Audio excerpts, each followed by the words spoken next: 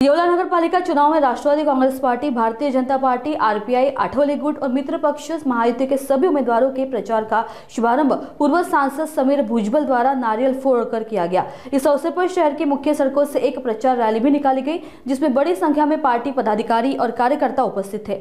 गौर से सुनिए चुनाव की पार्श्वभूमि पर आखिर क्या कुछ कहना है पार्टी पदाधिकारी और कार्यकर्ताओं का।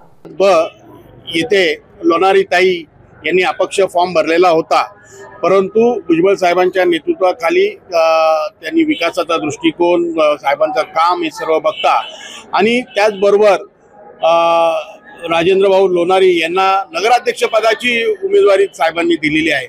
म्हणून लोणारी ताईंनी जे आहे आपण युतीमध्ये जे आहे भाजपला जे तिकीट दिलेलं होतं तिकडे कुलकर्णी ताई उभे आहेत, त्यांनी तो पाठिंबा दर्शविला आहे। मी लोणारी ताईंचा मनापासून आभार व्यक्त करतो की त्यांनी कुलकर्णी ताईंना जो आहे तो पाठिंबा दिलेला आहे।